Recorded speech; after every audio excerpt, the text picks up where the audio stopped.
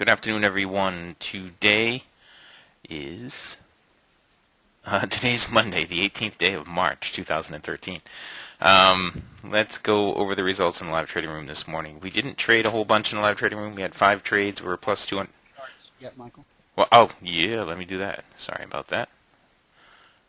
Let me do that. No, I didn't change. Why can't I do that? What's going on here? Did I not change my name? I did not change my name. All right. You know what? Let me start this.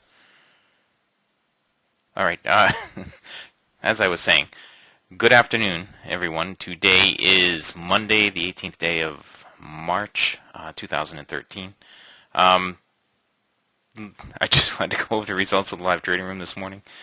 We had 5 trades. We had a win and a loss on crude oil. We ended up minus 2 ticks on crude. We had a break-even and 2 wins on gold, and we were plus 28 ticks on gold.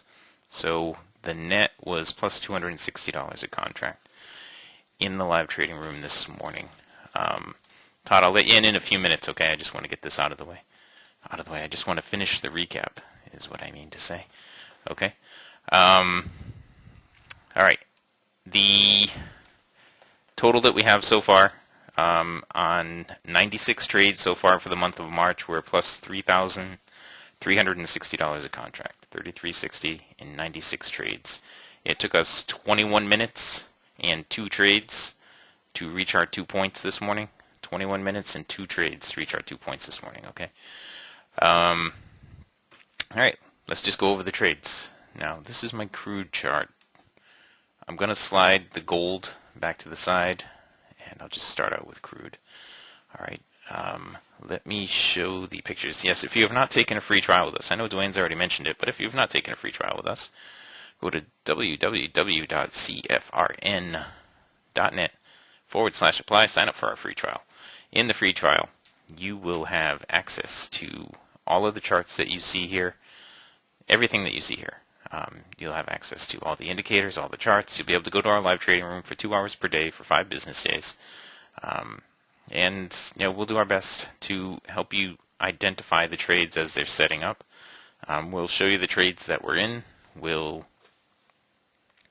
do our best to let you know when we're getting in them, and all that sort of stuff. So you can learn while you're in the trial. Okay, it's not just a matter of you seeing it; it's a matter of you actually learning it, and possibly even putting it to use while you're in the trial. All right, now let's move on to the actual trades. Okay, we had a couple of trades here this morning. 3 trades. 3 trades? What is this? Crude oil. Yeah, we had 3 trades, I guess, on crude. I have to do my count again. I might have had 6 trades today. The first one was right here. We got long here. Let's get the pictures out here for you so you can take a look at the pictures and see what these trades are all about. Okay. There's 2 types of trades that we do. All using the same index. All using the same set of indicators. All using the same time frame. On every market that you see, there's going to be just 2 types of trades, all using the same exact thing across all the markets. Okay. So what we look for in this particular case, hang on, let me bring up the proper picture. Here we go. This one, step 1 is the MA1 crosses over the BBC. The MA1 is this blue and red line right here. Okay, it crosses over the BBC, which is the green line. Once it crosses over the BBC, you anticipate it's going to pull back down to the BBC looking for an area of support. It finds that area of support at the BBC, touches it, and then closes back in the direction that it was trading originally. Okay, the direction of the cross. You also need to look, step 4 is the divergence down here. You want to have bullish divergence with a blue cycle on the slingshot. Okay, once you get that, you enter at the up close right here. Right, the up close after it's tested the BBC. In this case, that would have worked out. I don't know. I know one of our partners this morning got about 20 ticks out of that move right there. I missed the first one. I missed the second one, and I got in the third one.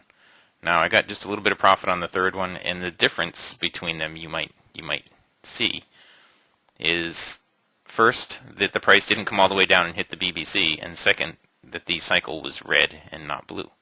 We still had divergence. Okay, you see we still have this green line moving away from it down here, but the cycle was red and not blue. So what you have to do is look at our second picture here, which is this one. Let's see, over here, you draw a trend line down the tops, and you look for the close above the trend line, which was right in here. Okay, that was the close above the trend line.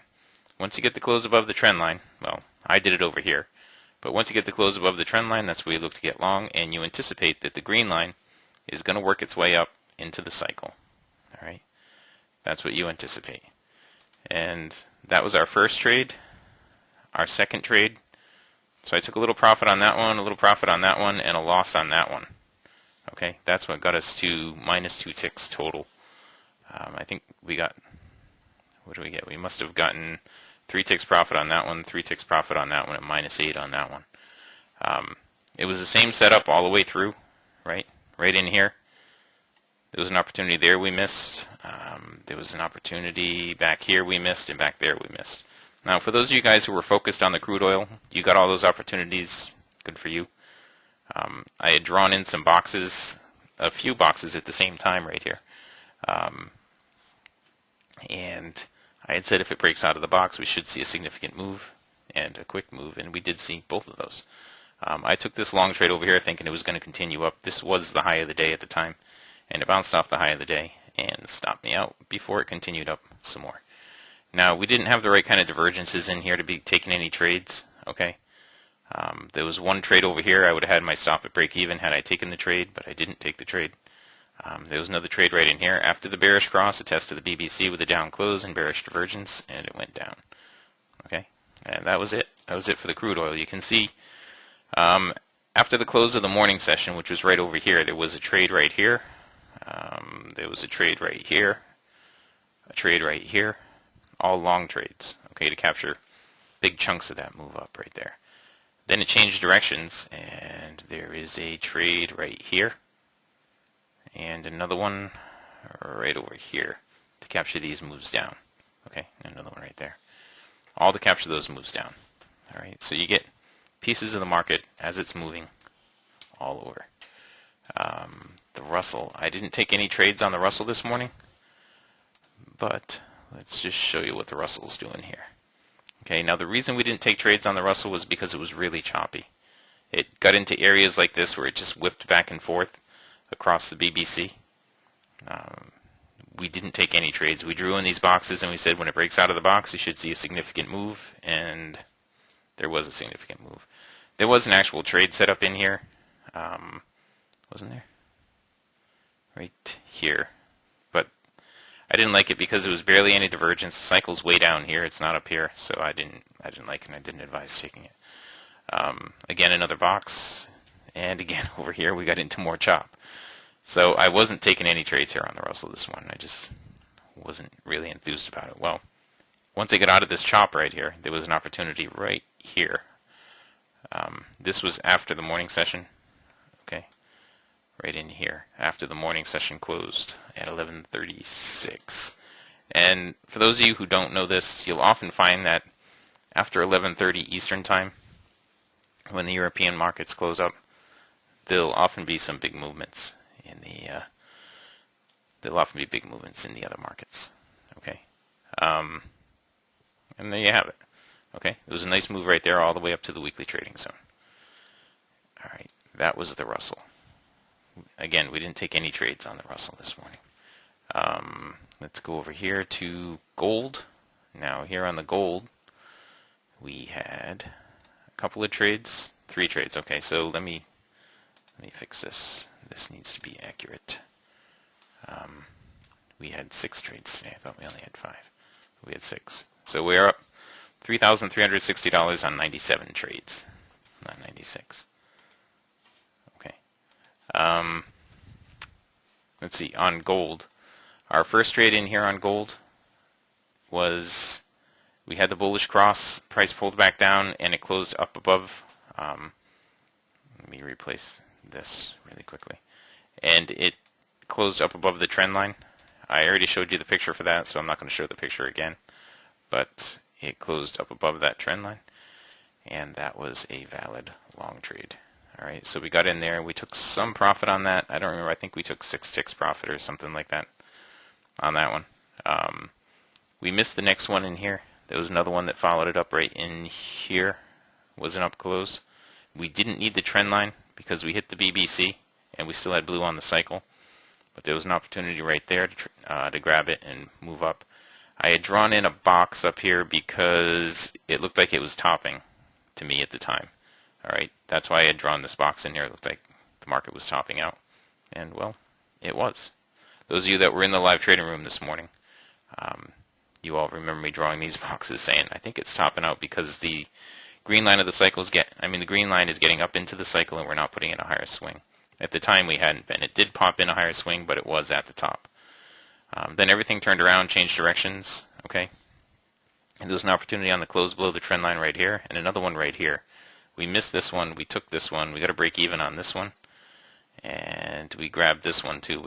I think we got 20 ticks out of this one right here. This was a nice quick move down. We jumped into that. There was another opportunity right in here, okay? I missed this one, but we drew in the box. Or actually, I didn't take this one. But I did draw in the box. And we had a bullish cross over here with another opportunity to get long in there, and another one there, and another one there, and even another one right here. If I were to draw the trend line on it, you'd be able to see it, but that was after the morning session. Okay? That was after the morning session was over, right in there. Okay? Can I review the importance of the black line? Why, sure I can. The black line can be used in a bunch of different ways. Partners, go review workshop number 98 in the members area. That's one way. For everyone who's in here right now, for everyone who's on the free trial, you want to have the MA1 and the black line on the same side of the BBC. Okay? You only want to be trading when the MA1 and the black line are on the same side of the BBC. That's for the trades that I'm showing you right now. That's it. What that means is, if, say, price pulls through the BBC on its pullback, I'll see if I can find a spot where it did it. If price pulls through the BBC, and I don't see any spots here right now, but if price pulls through the BBC and it closes on the other side of the BBC and you're still looking for like a short trade, we'll say, and it gives you a down close on the other side of the BBC, or even like over here, it gives you an up close on the other side of the BBC. If the black line is still above the BBC and you still have divergence, you can take that trade. Okay? All right?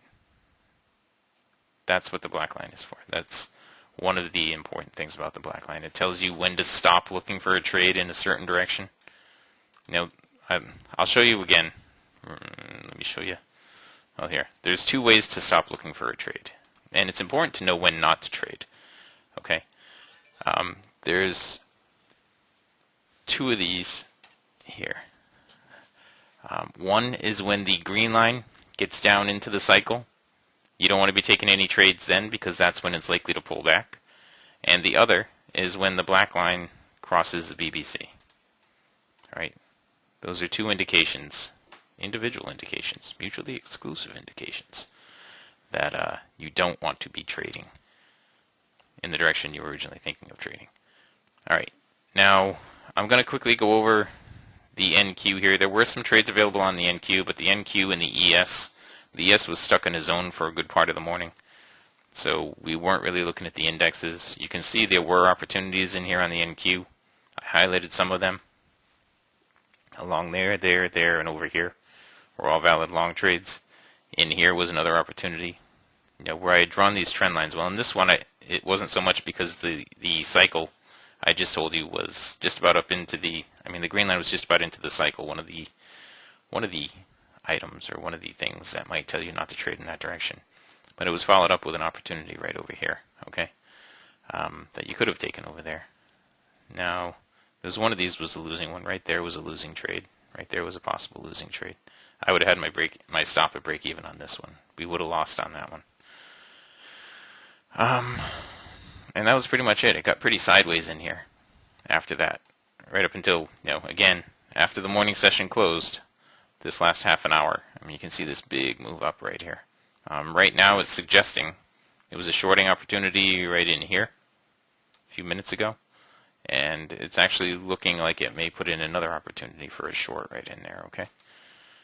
And that was it over there.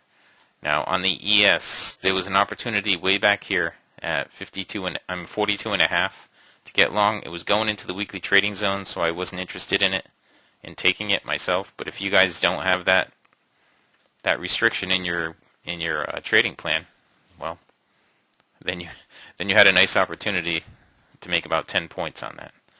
All right, 9 3/4 points if you rode it all the way through. And that was the ES. On soybeans, I don't remember. I didn't put any trades on in soybeans. There was one opportunity here that happened that I actually watched, but we ran out of divergence here. Remember the reasons why you wouldn't take a trade is when the green line is into the cycle. On the down close was the opportunity, and the green line got right into the cycle on that down close. Over here we had a bullish cross. This is currently, okay, an up close right in there for a possible long trade. I am not trading the soybeans at this point. The euro, we had one opportunity in the euro this morning. It was right here. Okay. Again, this was the green line had worked its way right down in there, and I said it's going to be a total momentum trade if you took that, because the green line is into the cycle. And there wasn't all that much momentum, but it did give the equivalent of 2.5 points on the ES. Then the morning session closed, and look at that move up. Let's see. The next market that I want to show you was really a good market this morning after about 10:30 Eastern time. Okay, there was really nothing happening in here on the natural gas until about 10:30. There was a shorting opportunity right in here that we pointed out in the live trading room, and it dropped down significantly, pulled back out. Pulled back up. We pointed out another one right here that dropped down significantly, and I think Dwayne actually recorded this trade when he took it. Pulled back and gave another one right here. All right, turned around, changed directions, and gave another one right here just a few minutes ago. All right, and it's just doing it again and again right now. Okay, it's natural gas, and it was a very nice trading market here after about 10:30 Eastern time. Okay. Anybody that wants to go look at natural gas, go look at that time frame, about 10:30 Eastern time every day, and see if you come up with any patterns in there. Any of you partners that have all the indicators and everything. All right, guys. So that's it. That's where we're going to wrap it up on the morning session. Our recap of the morning session. Anyway, we took 6 trades. We took 3 on gold and 3 on crude.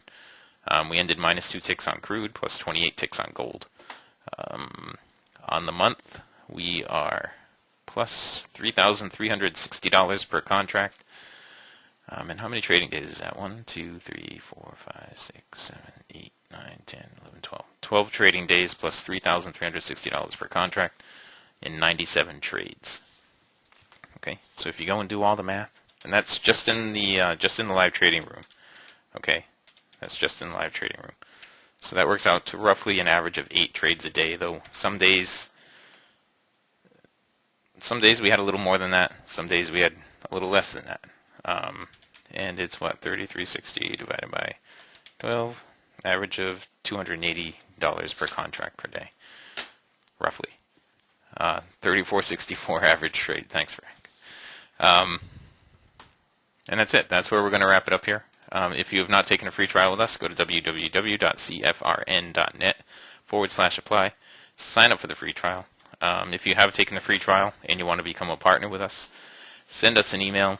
Send it to support@cfrn.net and just put partner info in it, and I'll send off all the information you need to become a partner.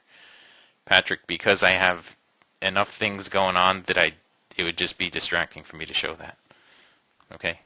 I'm happy to show it to any partner, work with any partner with that on an individual basis. All right. Over here on the NQ, down close below the trend line. All right. Look for the green line to work its way down into the cycle. If we break support, it should be a quick move down. And it could be significant all the way down here. All right. With that, I'm going to stop the recording, and